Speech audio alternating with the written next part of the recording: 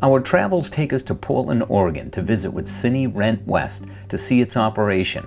Like all of us, they've had to make fundamental changes to their operation because of the effects that COVID has had on them and their customers. Owner Chris Crever will share many of his lessons on how they are thriving in the face of this pandemic. Cine Rent West, our company, is Portland's largest soundstage production facility. We've been around since 1994. I took over the business in 2000. We recently just celebrated our 2-year anniversary at our new location here. Happy anniversary. Thank you. In the Northwest Industrial District of Portland, we moved 5 blocks away. And essentially when we moved, we basically imploded our old building since it was coming down anyway. We brought our sound insulation blankets, our grid with us, our electric, toilets, sinks, front doors, back doors, everything. And we repurposed them all down here. When did you start that plan? Like in the planning stages alone? How far back did you go with that? Well, really, the whole thing was predicated on some new zoning rules and regulations set up by the city of Portland in December of 17, I believe. Basically, the building I own, I was going to be downzoned. So where I had a height limit of 35 feet, I was in what is an area that was really kind of commercial industrial 20, 25 years ago, but was slowly evaporating into more residential commercial mixed use, right? Okay. And as a result, we were in a situation where it became very difficult to do our job in that location. Mm-hmm. He comes in and says, we're rezoning you. Instead of having 45 feet height, you're now going to have 35 feet. So any sort of repurposing of that building was going to limit me. And so a lot of people in Portland, especially small businesses, were getting this kind of downzone effect. So we went in to get our entitlements on the property. Basically, our entitlements allowed me to sell the property with those entitlements that allowed them to be grandfathered in. So that started the process of me getting ready to sell that location and move to that location. Because of our location at the time, it became much easier for me to sell the property than to buy a property, just because there wasn't a lot on the market. And when I put it on the market, we had 4 offers right away, and I kind of pushed them off because I didn't have a home. I wasn't ready to just pack up the studio. That's important. And just give up. And as a business owner, you want seamless for all of your current and future customers that they don't want to miss a beat or even a phone call. 2018 is something I won't do again because. Or 2020, I hope. Well, yeah, exactly. We never want. I want to wake up in 21, and hopefully this whole thing will be a foregone conclusion. But anyway, we sold in April of 18. Actually, we sold by April of 18. I actually found the current building I had. It was an off-market deal, 5 blocks away. And we put the deal together to have a simultaneous close in August of 18. So basically 1031 out of my old building into this new building, was given a rent back option from August 8th to December 5th of 18. And what I had to do in that time period is basically take this warehouse I'm in now and convert it to a studio, as well as build out the office space. Wow. So about a 4-month, 5-month window to do it. Were there what did you have a shell? Did you have some offices in there? Did you just renovate the whole thing? Combination of both. There's basically, it was a shell. I had some current offices, and then I had some second floor space. What was really difficult was dealing with the city of Portland and a lot of the red tape when it comes to permitting. And I had aligned myself with one of our late commissioners who passed away this January, in the city council level, who helped kind of fast track some of the things we were doing. And we actually were able to, believe it or not, break ground on the 8th of August. And by around the 1st of December, we had our first Nike film shoot in here, literally installing toilets the day before they're showing up. Making sure we had awesome. it didn't go as smoothly as we would have liked, but we made it all work. They were comfortable, and it was it. And I've been in real estate and I've been in remodeling houses for 20 odd years, right? So I've done this. So I knew the process. Doing the rebuild and remodeling, that's easy stuff. It's when you deal with the politics of permitting cities and some of the local jurisdictions, Mm-hmm. that can get very complex and complicated, especially at the commercial level. And so there was a lot of learning there. But at the end of the day, we executed the studio, and we're about 35% bigger than where we were. Excellent. We basically have a 50-foot by 60-foot by 20-foot 3-wall site, and we're 19 feet floor to grid, 1,800 amps of power, ample parking on street, off street in our lot, great traffic flow to accommodate both the tenants in my building. So what I did is I brought the tenants from my old building to the new building.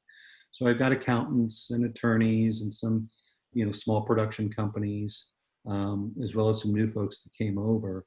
And so that helps offset the overall, operational expenses of the building. So it's a good model as an owner building owner here, to make this work. And when the studio is working, we have people. Our studio is in the back part of the building, so they come back there. That's when they come in the back there, they that's the door that they come in and make it all work, whereas my tenants come in the front door. So there's really no cross pollination between my tenants in the building and studio personnel when we shoot. So that in and of itself has been a blessing with everything going on in today's new world. Oh, absolutely. And, when we did do the remodel, one of the things that we wanted to make sure of is that we had plenty of bathrooms for crew, because on any given shoot, we might have 25, 35 people here. At the old location, we really only had a couple bathrooms that they would use, both my current tenants and studio folks. Well, because this was kind of a blank canvas to work with, I had an opportunity to really create this environment that you could all be under one roof, but on any given day, my tenants in the building have no idea we might have 50 people on the other side of the wall on a film shoot, which is really great. And so it's just by sheer dumb luck that I built these bathrooms, for example, and then COVID hits, and so now we compartmentalize these bathrooms in a manner by on a small shoot like today, we have we've got bathrooms for individual people, right? Because I got 6 of them. I got a crew of 6. Boom, each of them get their own bathroom. Larger shoots, we break it down by department. So the camera department has a bathroom, G&E has a bathroom, the makeup has their own bathroom. And so by doing that and creating a traffic flow, because there's several points of entry, we're kind of a one-way street, if you will, within the studio. When we're not shooting sound, we'll keep the roll-up doors open and the exhaust fans running to keep air circulating. It goes without saying that we are all masked up at all times when we're on the studio floor or in the studio itself. Sure. But the other things that we've had to adapt to with our stage managers is that instead of buying a nice new light, we're finding ourselves investing money in not just cleaning supplies, but cleaning tools. We recently purchased one of those electrostatic guns, Sure. that took a while to get. We got it about a month and a half ago. And basically our job or their job is to go through the studio, high touch points, all bathrooms 3 to 4 times a day, and hit those areas. It also allows us, if we have quick turnaround on shoot days, to kind of wand all our C-stands and lights without leaving a residue on it, and it kills any and all bacteria. And so We have our own kind of COVID-19 protocol that's up on our website, Good cinderantwest.com. for you. Yep, I saw that. That basically, because what happened was when we did come back and people did want to book our studio, first question is, what are you doing to be safe? And so what we did before we opened was, we took kind of, local guidelines, state guidelines, of course, some federal guidelines as well, and then aligned ourselves with what our industry as a whole was doing and looked at what we can do internally with the space. So my stage managers and I were walking around trying to say, okay, where do the problems exist? How do we remedy those problems? And then how do we then execute solving those issues and relaying that to our clients? So Absolutely. it became kind of this multi-step process that we, from, March 13th, basically the beginning of May, when we kind of came back and we're taking bookings in that time frame, was figuring out, how do we do this? And so in that time, post May, when we were coming back, we'd have jobs come in, successfully navigating through this, nobody getting sick. The comfort level was certainly, it put people at ease when they saw how we were doing it. Word got out. And so, I've been having several Zoom calls with local clients who are production companies and agencies who they're looking at how they come back. Because if you think about location shooting, that's really problematic. First and foremost, if you want to shoot in somebody's house, you really want to shoot in somebody's house, right? If you're going to shoot a day at your house, that becomes a 3-day shoot. It's a day to go in there and prep it, then shoot it, and then kind of clean it. And for a 1-day shoot, it becomes very cost prohibitive. You as a homeowner, do you want them in your house in the first place? Is it worth the location fee for that? Do your neighbors want grip trucks on the street? So we understood that there was going to be a potential influx of calls for a studio, which is a much more controlled environment. So how do we make that safe? And so they were calling us, what are you doing? So we can pitch that to our clients. And so all of a sudden we're seeing creative going in kind of a white world environment, or let's incorporate more CG work and just shoot on green screen or blue screen. How do we do that? How many people are you allowing in the studio? One of the things we've done recently here in June was we had our hometown hero Damian Lillard in for 2 shoots because he's on the cover of NBA 2K, right? And the crew size was, you push maximum density as far as our comfort level here. We're right 25, 26 people. And how do we do that? And how do you do that safely?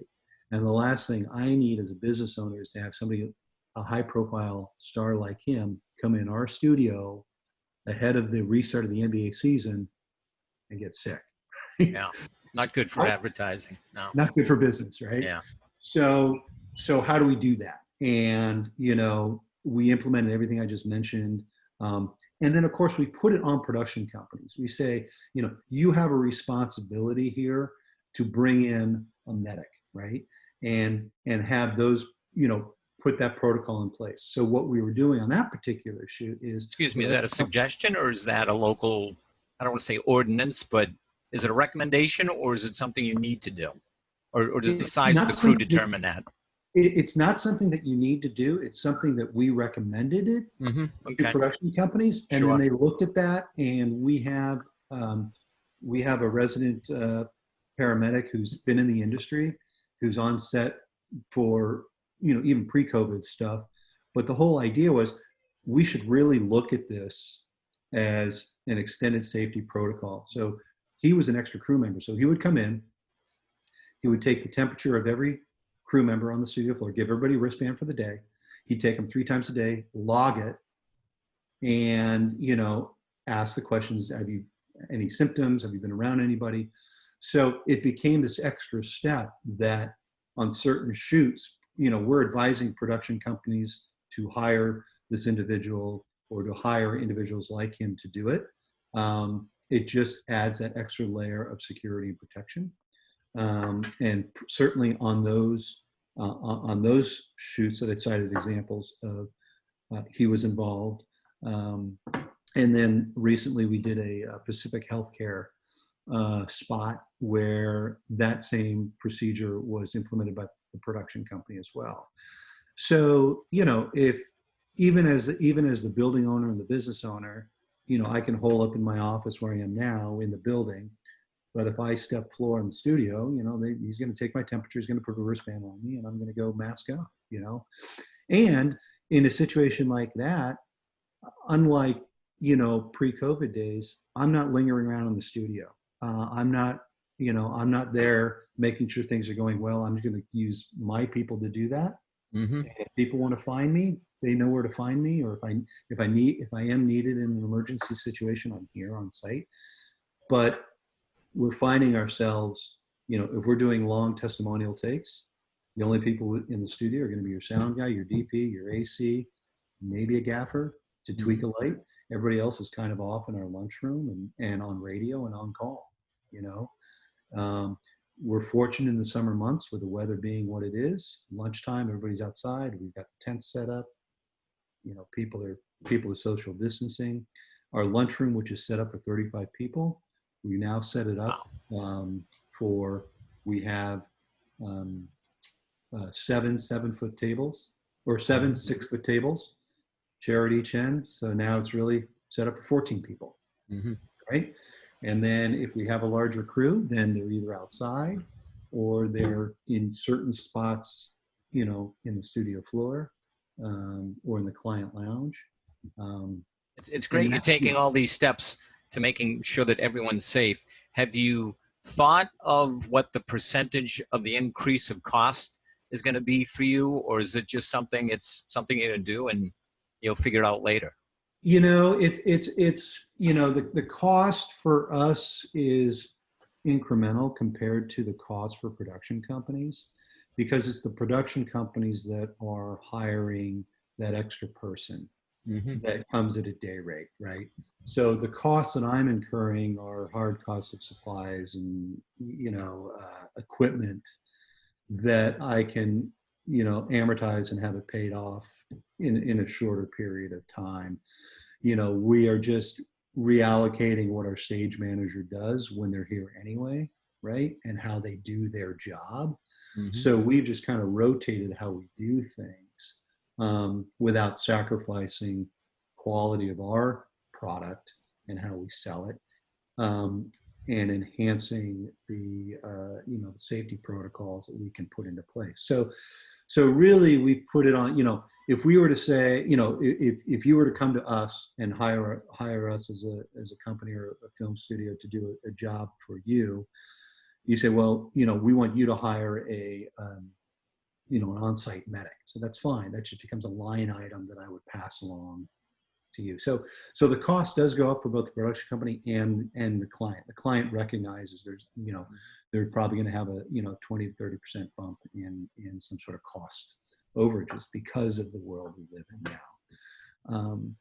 But aside from that component of it, what also has evolved from all of this is partnership arrangements and how we do things differently when it comes to production. So we have a client at the end of the block, Meyer Pro, who really is specialized in live events, right? So they would do these live auctions, they do these projects, but they go to the Portland Art Museum, set up, tear down, film it, broadcast it, everything like that.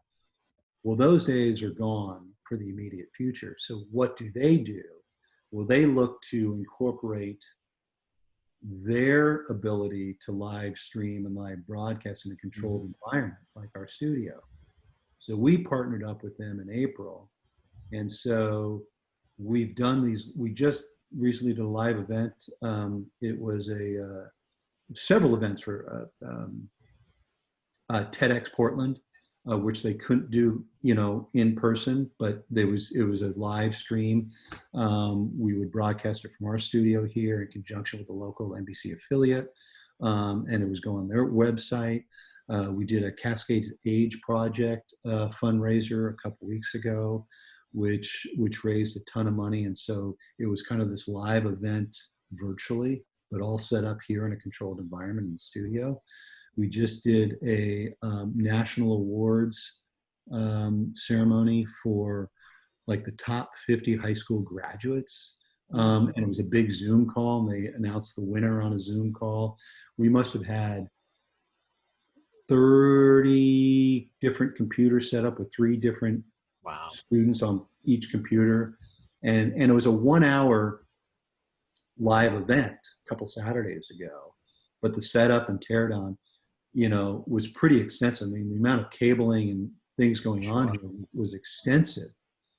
But we have the facility to do that and broadcast it live with our, with people like Meyer Pro. And what that's done is it's also now enhanced our ability for a production company, which, our bread and butter has been commercials and commercials and corporate industrials, things like that.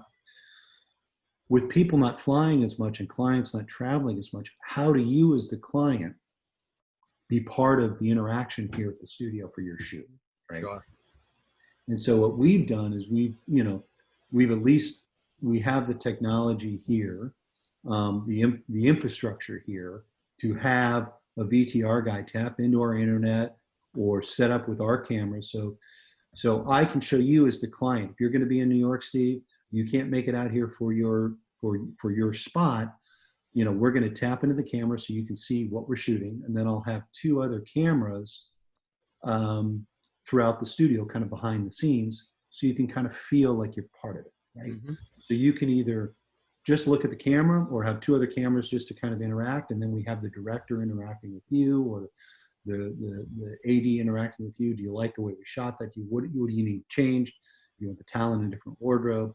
So we're virtually bringing you as the agency or as the client into our studio through technology, right? Mm-hmm. And fantastic. So far that's worked well. We've had there's we have robust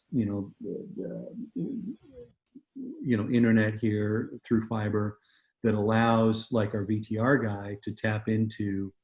He's got licenses for 12 or 14 different clients at different locations, right? So a great example was the second half of this Damian Lillard shoot we did the end of June.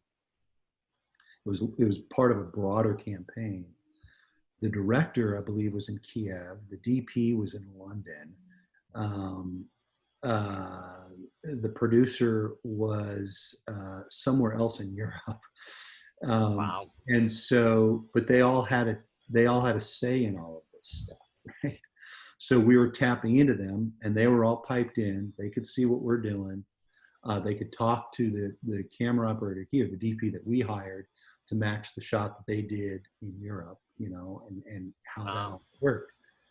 And so as we're all learning to adapt to the new way of production, some of the benefits that we're seeing that are coming out of this are, we can streamline some of these things kind of on the fly, right? And so, when we do come out of this COVID world, are some of these new protocols going to stick?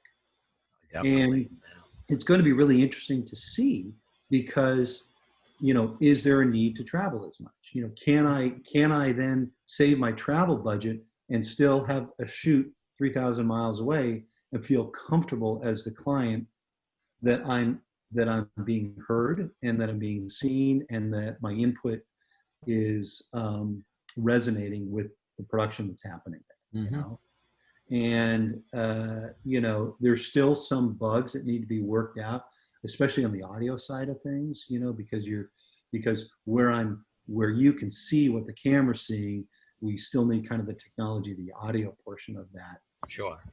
And work that out. But so far it's been fascinating how quickly we've adapted and people have adapted and making production, getting back to production and making it work. I mean, I hate to say it because I'm in the production world like yourself, but the quality, as people look at me and you, if they've ever met us before, oh yeah, those are those guys, and the video quality, they can certainly see who they're talking to. And like any audio from the beginning of the history of audio, you can't have everybody talking at the same time because it Yeah. just turns into a big noise. So you just have to kind of coordinate that and either have somebody who's the MC or have a system ahead of time. We identify who's going to speak and in what kind of general order. And so it's not the best setup in the world for a debate, but if people have a little bit of control, it gets the message out. And your crew, you couldn't have had it any more international from people all over the world. I mean, that's sure. fantastic. And I have to think, you tell me, at the other end of it, if I had a cell phone and Wi-Fi connection, I could have followed along on that meeting from the end viewer's standpoint, correct? That is absolutely right. So what happens is our VTR guy, it's interesting. The VTR, if done correctly, becomes the gatekeeper. It becomes really interesting. So he would send out a link that you can open up on your phone, on your tablet, on your whatever device you want. Mm-hmm. And then combination with our audio guys, we're recording audio on this thing, you know, he can basically put you on mute based on the director's, you know, or AD, sure. You know, or disconnect you altogether, you know.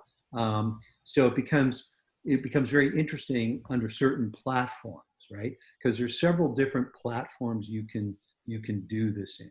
You can do it as bare bones basic as a Zoom call, where, you know, somebody on the production side becomes the host in a Zoom and gets everybody in there, which can work. Meyer Pro has their own kind of Vimeo channel in conjunction with an audio component of it, and they would have their floor director kind of manage that.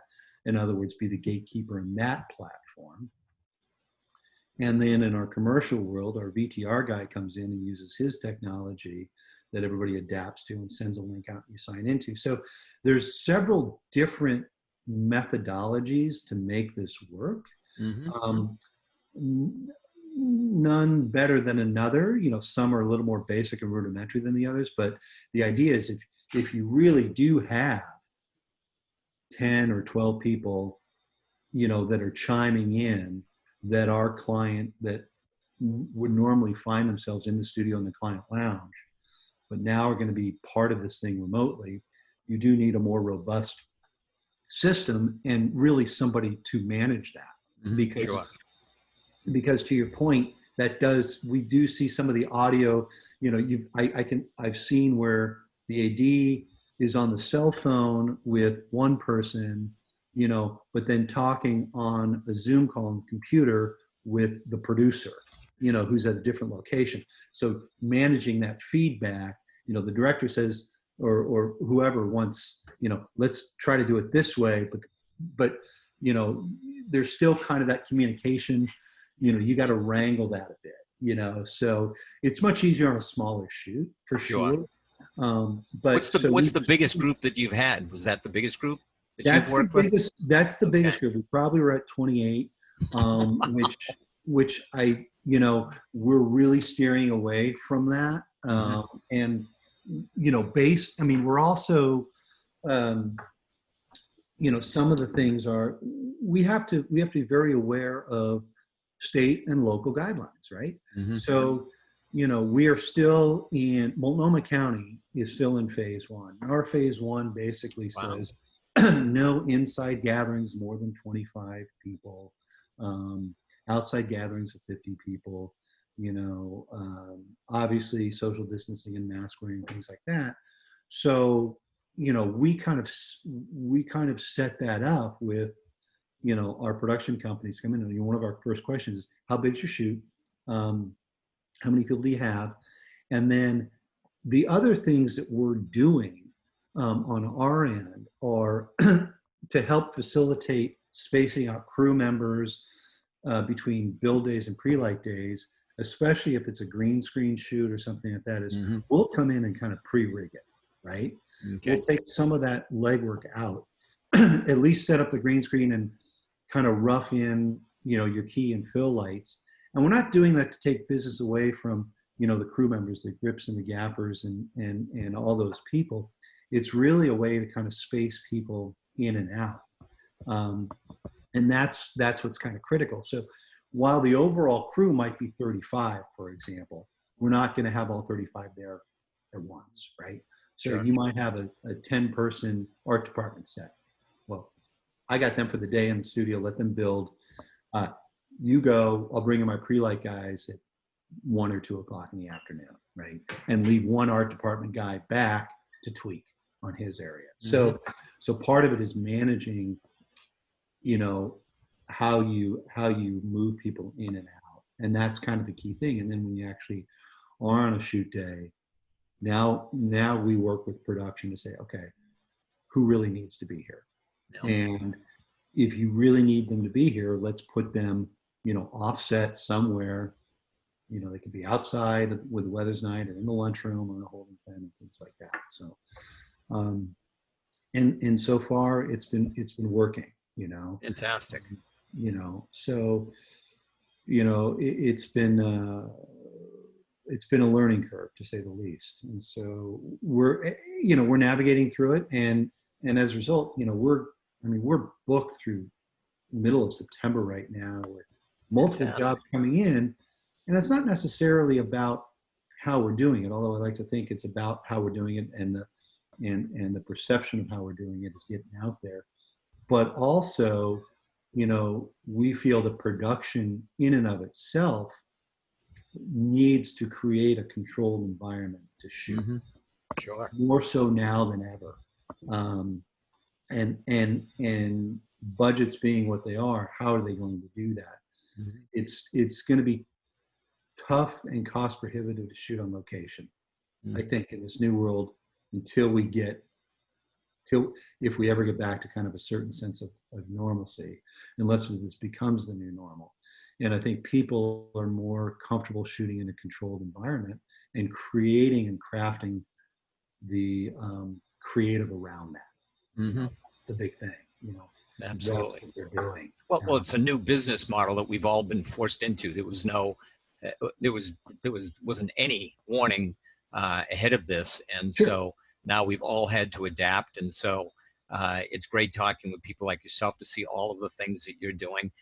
Myself, like eyeglasses, I have masks in my glove box and my video bag, and anytime I step foot out of the house, or if I happen to have 1 or 2 friends or family members come over, we wear masks, because to me it's you know, it's the least discomfort I'm ever going to feel. Right. And have a little fun with it, you know, get a colorful mask, or, you know, something that's fun. And it's still the best protection from all the research that I've done. And I know, being in production like yourself, being 6 feet away isn't always possible when we're trying to put a shoot together, Yeah. and we need to get a group of us in there, lay the cables and do the things that we need to do. And then we can make it safe, and you have to test lighting. You need a person on the set, things like that. So there's just too many tasks that I would trust myself being 6 feet away from anybody. Well, and the other thing, so we're looking at this. I mean, it you know, you take a bad situation, you try to leverage it the best way you can. And so what we did is we came up with, you know, we branded neck buffs, and so we're handing out neck buffs to all our clients when they come in, right? And so, you know, they're multifaceted, because you can use them as masks, and then you can, you know, when the weather gets bad and you do shoot outside, you know, use it outside. So like I said, we've been handing those out to our clients, and those are well received, and they're just simple things. And, you know, you look at the scenario and you try to make the best of a really bad situation. Absolutely. Make it fashionable. Well, that's what we're doing, right? Exactly. you might as well. Absolutely. Yeah. So that's kind of. So, Chris, tell me, for those of us who have not been to Portland, Oregon, certainly heard of Yes. it. How do you describe the city that you're in, and the location within that city that your business lives? So, you know, Portland itself, you know, on the north end of the state, you know, is surrounded by water, the Willamette River, the Columbia River. You know, in terms of its overall size, it pales in comparison to most other major cities across the U.S.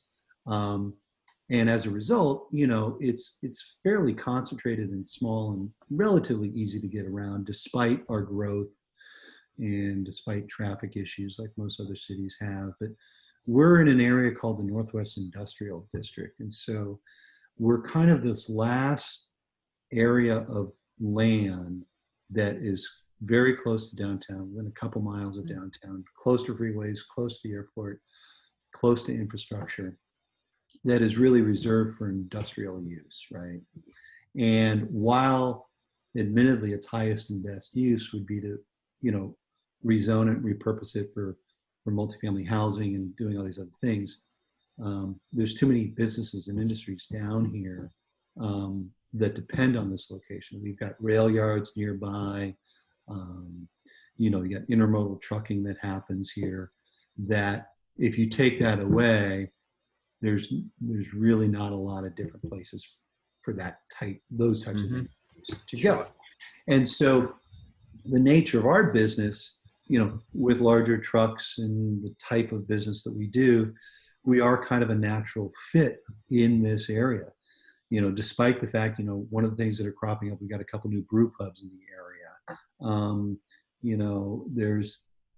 There's signs of things trying to develop in those capacities, which we like that infrastructure to a degree, but you got to be careful not to add too much of that, because now then you start creating different types of traffic issues, different kinds of traffic flow. Sure. We're not retail down here. This isn't a retail environment. The minute you start, converting some of the stuff down here into retail, you start running into problems with all these other industries that depend on traffic back and forth. It's very interesting because, generally down here by 4 o'clock in the afternoon, it's a ghost town, right? Because they start at 6:30, 7 o'clock in the morning. Okay. By 4 o'clock, they're done. Weekends, it's done. So like if we want to shoot on the weekend, it's great. Nobody's down here. But it's interesting. My particular piece of property has a railroad spur that goes through it. Right? And up until January this year, there was one client on the end of the spur that would get delivered high-end commercial grade salt for food. And the best way to transport it was on a boxcar. So it was kind of an interesting deal. When I bought the building, it was like this spur literally is like 10 feet away from the backside of the building. And it goes around this, like you could be in the production office and look out the window and there's a freaking, locomotive going by with a boxcar. The big concern was, why am I building a sound stage on a rail line? So part of our due diligence was to understand how often this came through. And it was coming through at an average of maybe 2 to 3 times a month. It runs down, drops the boxcar off and leaves, and that's it, right? Well, BNSF ceased operation of that. So they're no longer doing that. And I'm in the process of getting that easement on my property released from the railroad so that rail won't be used at all. And it dissects my property. And so we have parking on both sides of the spur. So while it was a novelty, I mean, it was actually quite funny at times because the guys who would operate it were very cool. They'd come down, you guys want to ride to the end of the spur? You get on the car, you go down for the ride, you come back, you offer some production guys. Yeah. And when we were doing no sound, nobody even knew what was going on because you'd have inside music playing and they never really knew what was going on. And so it really wasn't a problem. And now we're just trying to get this final component of it released, this easement released. But that gives you kind of an idea of, it's industrial down here. So, and you also mentioned you're close to the airport. So I imagine you want to be conscious of the flight schedule, or did you, what levels of insulation for sound did you go through to make sure you weren't battling any kind of traffic?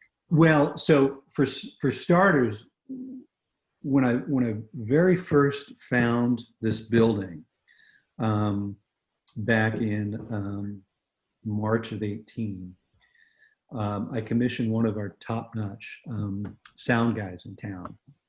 And I said, Terry, this is what I want to do. I want to understand what this building sounds like under its current configuration, which was a shell, 24/7 for a 1-week period. So we can kind of analyze on a graph what's going on. They says, that's a great idea. Let's set you up. So we literally set it up. We got permission from the owners of the building at the time. Hey, leave this off in the corner. So what we're What would looking you use for the technology to capture that? his Vibration or audio? audio. Audio. Yeah, Okay. audio, not so much vibration, but audio. Okay. And so then we put it in a, you know, we look at it on a graph. And so what we did is for, you know, 24/7 for 7 days, you know, we would scan through looking for big spikes, you know. Okay. And back then they had forklifts here because the people that bought the building from, they were real estate developers. So the current studio was used as their warehouse, flooring, appliances, whatever, you know, and they had a forklift. So you can kind of identify, oh, that's the forklift, that's the forklift. So what we were looking for is any unusual sounds that we, you know, what is that? Oh, okay, well, there's something there. How are we going to mitigate against that? So I'd sit down with Terry. So what do we need to do to insulate that? How are we going to combat that? So we came up with some strategies on how to insulate the exterior concrete walls, insulate, you know, the double walls between us and the other tenants, insulate the ceiling. What we knew for a fact was that the insulation we had of the old building worked. And Okay. it was sound stage insulation. So we literally pulled it out and brought it down here. So, Great. you know, if you didn't know better, you walk into our studio, it's like, wow, this is, you know, we literally built frames of our big doors to drive, listen, and out of based on the doors we had at the old studios, because we brought those doors with us. You know, these big 8-foot by 13-foot doors, right? So we had the doors. Why reinvent the wheel? We have this stuff. We knew it worked. And then we did some other kind of, you know, additional elements that weren't done at the old building, you know, because when that studio was done in 94, you know, rock wool sound insulation wasn't really a thing, you know, and so we started doing some of those things and how do we address some of these other issues. And so, you know, we really haven't had sound issues, you know, that have been detrimental to how we do audio. What we, you know, one of our challenges was across the street, literally right here behind me, is an electrical distribution company, and they're running semis in and out of their lot all you know, pretty much on a consistent basis. Well, the challenge we have with them is their backup beeping. It's like, Christ, that's annoying. So what we did is, Not if you're behind them, you want to know that, but yeah, I know what you're saying. yeah, I mean, it's kind of a pain. So what we did is we have a big 10-foot by 12-foot roll-up door in the studio.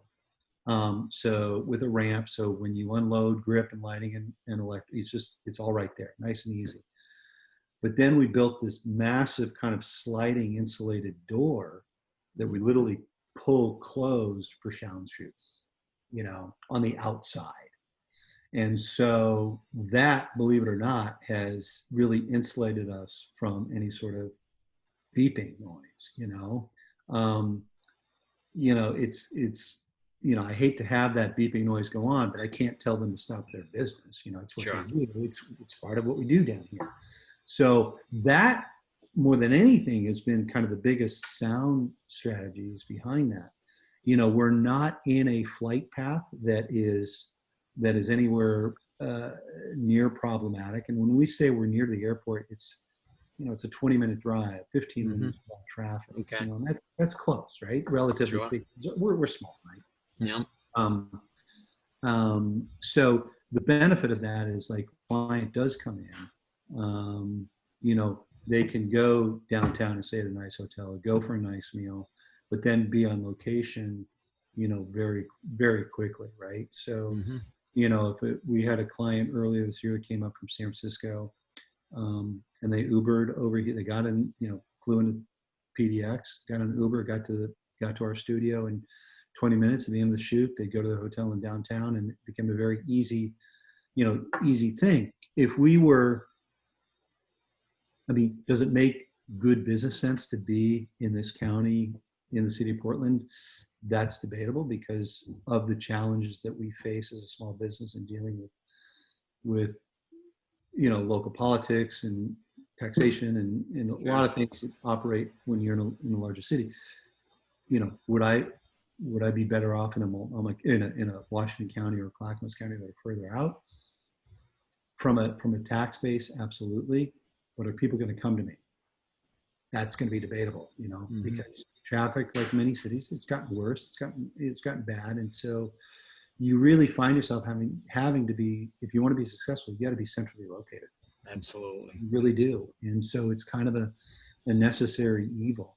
And all the amenities that you mentioned, you need to have access to an airplane, an airport, and they can stay a little bit later if they're close enough to that airport that they don't have to go there 4 hours ahead of time and cut into the workday and have access. And being in the city, having, not to worry, we don't want to worry about even Wi-Fi connection. We take all those things for granted because it works pretty well everywhere we go. And I grew up down in the Bay Area and worked a lot in San Francisco. Spent a lot of my formative years down there, and I look at what happened down in San Francisco, especially in an area known as China Basin. And back in the day, that's where film studios were located. That's where the camera rental houses were located. And then when the new ballpark was built for the Giants, it's built right in China Basin. And as a result, all those property owners down there, it's like, that got rezoned, that got, that whole thing transformed.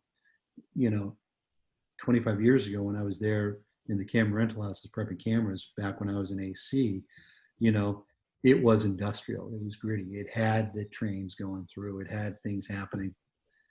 Those guys are long gone. That area is totally, you won't even know if that was industrial. And so there's a little bit of fear for who we are we're part of an organization called NEBA, Northwest Industrial Business Association. I'm on the board of that. And so we're all, very aware of what's happening down here. And there's development around us on all sides, right?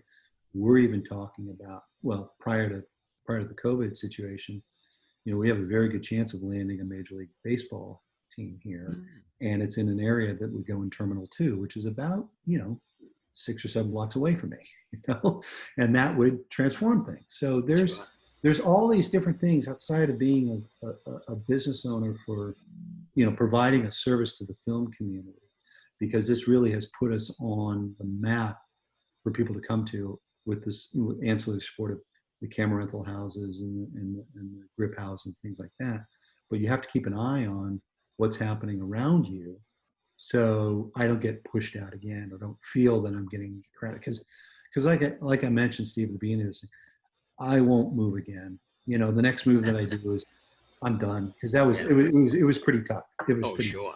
Tough, But I've often, the model for us has always been, we're a community soundstage. I want you to be able to come in and white label the stage for yourself and for your clients, and I align myself with Oregon Media Publishing Association, OMPA, and the Oregon Film Commission, and provided this space because it is kind of there is a need for this space for many different types of productions in town that we don't have.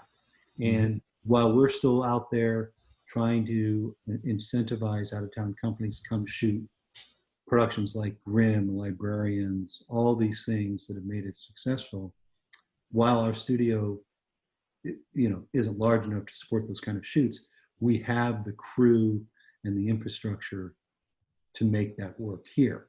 Do we get some of those jobs coming in if they want to shoot promo pieces? Absolutely. But it just having a professional soundstage facility in this town gives us, in the Northwest, Portland, and in Oregon in general, gives us a little more credibility in the production community, that then they can go out, people can go out and just say, hey, come to Portland. This is what we have here. And this is how we can do it. Sure. From services to the crew, because we have top-notch crew that will go up against any crew across the country. And so, it just adds to Sure. I know working with This Old House, and I've shot for about a dozen years or so with Ask This Old House. We would come into a town that we had never been before, and we're always looking, okay, who's the biggest operation? So we Yeah. can reach out to you, Chris, and say, we need a do-it-all grip, who just has the do-it-all attitude, and this is what we do. And we had a small crew, we were run and gun, Yeah. but we would reach out to people like yourself because you would have the answers and recommendations of whatever our budget was, the number of people we needed, and even lunch. Where should we order lunch? It sounds crazy, but sandwich goes a long way when you have people that are working their tail off. What you want to do is that when you guys come in from out of town, you really want somebody to help you set up the logistics of that stuff. Mm-hmm. And that's what we found that we do here at Cine, is that we pride ourselves on trying to stay upstream of productions that are coming here, Mm-hmm. because logistics are a big part of what happens.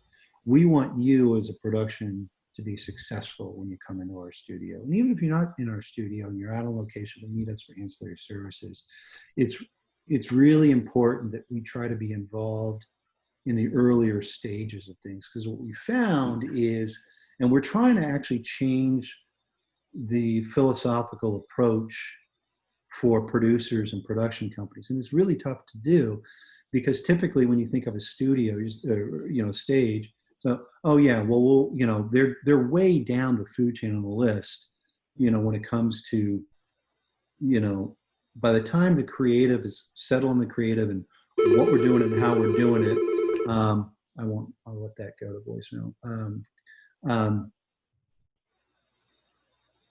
We're down on the list, and it's up to some coordinator to call us, hey, we need your studio for a 3-day shoot coming up. Are you available? And it's not that simple anymore. It's like, yeah, we're available. What are you doing? And what are your needs? And, I have some great employees that are really trying to get in front of the producers and ahead of them, as much as it kind of like rubs them the wrong way a little bit. It's like, I want you to understand, we want you to be successful. And we want you to come in on budget, because you're gonna have things happen that, you might run into budget issues. You might run into things. If we know ahead of time, we can save you a ton of headache, And that whole thing started about 1.5 years ago. And we're finally getting people to kind of like include us in the conversations. Like, you want to come in for a tech scout? Come in for a tech scout, but we want to be part of that meeting, because we're going to offer you some advice that you might have overlooked or hadn't really thought about. Sure. And that has become critical, because then we avoid any sort of, this uncomfortable, well, you're $10,000 over budget, or you went into overtime and you did this, and, or people are bringing in extra equipment that didn't get signed off by you guys. And so, it's logistics. And that's kind of a big part of what we pride ourselves on, to kind of help you solve those problems. Well, that's the difference between people accomplishing all the things that they need to. When as a production group, we come in for the day, there's X number of shoots or stand-ups, shots that we need. And so that's make or break, because you're coming to a city you don't know when the traffic patterns are, or other things that, it could be your local parade on that day or something like that, that just really derails the whole shoot. You just don't know. Exactly right. And so you have to be really careful. We had one time at our old location, we had a Sunday shoot, because it was all testimonials. That's when people are available. Just happened to be during the Portland Marathon. And part of the Portland Marathon that year ran by our, how to get to our location. And so it was, we got it occurred to us, the marathon's this weekend. I got to get this up to production, because you got to take a different route to get here for crew to be here at 8 a.m. So little things like that we try. I was in Michigan years ago, and same situation. Everyone said, I've got all the time in the world up to 11 a.m. You'll want to be out of town, because with the Michigan football game that afternoon, the town shuts down. There's no one available, and there are no roads that you can pass easily. So you want to be out of here by 11. We said, okay, we'll start very early, early as you are. Give me an idea, if you would, Chris, the different types of businesses that your companies represent.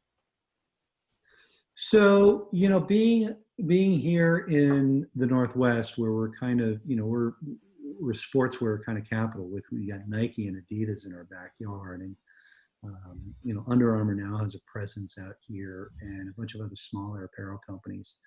Those guys are, they've been, literally Adidas is about 2 blocks away from us, and they come in and use our facility all the time. And so we found ourselves,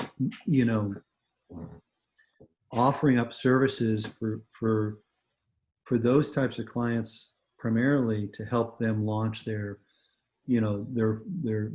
spring 21 catalog or their fall 21 catalog, or all the internal pieces that go with that. And so, those types of clients have been very good to us over the years. But with everything that's happened lately, that has changed, and now it's transformed back to what I mentioned earlier, this partnership with MyerPro, where they're coming in to our studio, I don't know, 5-10 days a month with their clients, shooting these awards or these virtual, fundraisers or what have you.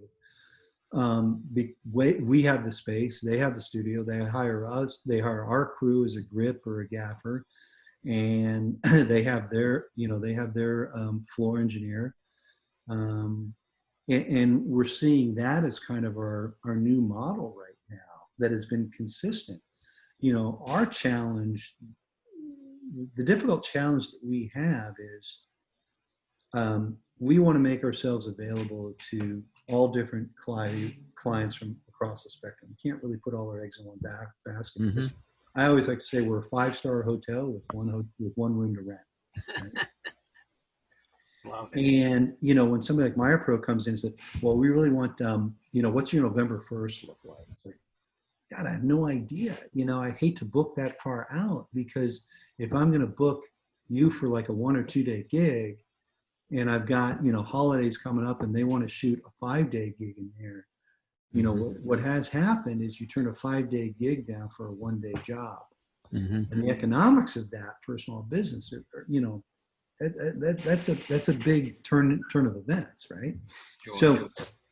So we just have to manage that carefully, and we try not to take, bookings, too far in advance.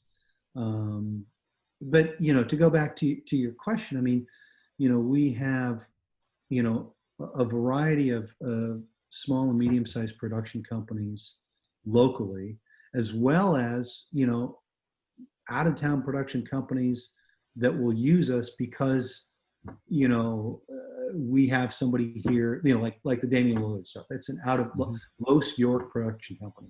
They're based in New York and Los Angeles, right? Never worked with them before, but they had to shoot here because the star was here, right? Mm-hmm. So depending on the nature of the creative, our biggest thing is to offer the best facility that's possible, under the current situation, to our community, and that community helps spreads that word that, yeah, come shoot here, because not only do we have a facility to shoot this, we have the crew to shoot it in too. So, we're not married to one particular client. And like you said, if we can kind of spread that wealth out a little bit, it's that kind of diversity that keeps us kind of relevant and going. Fantastic, man. And what business advice? You've done a fantastic job. I love your enthusiasm, if nothing else, that you're in spite of almost being forced to this COVID. What advice would you give to anybody in any business that's struggling right now? Be nimble. Figure out what you need to do to adapt to the new world, and then put a plan in place to execute that adaptation. Mm-hmm. And what I have here, over behind here, and it helps me as a small, I whiteboard everything. We go in and throw it up there and see if it sticks, and that's the big thing, is to figure out, okay, what's the problem? identify the problem and see what you can do to solve that problem and execute and come up with the proper solution. And so that's kind of the big thing. And that's what we've looked to do. We're certainly not resting on our laurels, and each job does come with its own challenges and unique situations that have to be addressed, in any given time, and so it's all about adaptation, being nimble, and more importantly, I think, is understanding that production that wants to come and use your studio way ahead of time, as ahead of time as you can. That's the big thing. So you almost can't overplan. You really can't. Yeah. You want to ask all your questions and know. And finally, surround yourself with the people that know more than you. Sure. Let them do the heavy work and let you make the executive decisions and determine, are you going to spend the money to do that, or are you not? And if not, then how does that affect the overall, project at the end of the day? So. Absolutely. Excellent. Well, Chris, thank you so very much. Appreciate Well, it's been a pleasure, Steve. Taking the time. Same here. Now I have to get out to Portland. You got to come out and visit us. Yeah, you definitely come out. We'll wine and dine you when all this stuff, when all the craziness blows over. We'd love to have you out here. And if you talk to Klaus anytime soon, give him my best. He's a great old friend of mine. And let me know if there's any more I can do to help you. But let me know on how this piece works out, and keep me posted. I will. Anytime you're in Boston, you let me know. You got it, man. Boston clam chowder, lobster, Maine lobster. We'll set you up good. I love it. Steve. All right, Chris. Thanks, pal. Okay, we'll be in touch. Take care. You too. Okay. Bye-bye.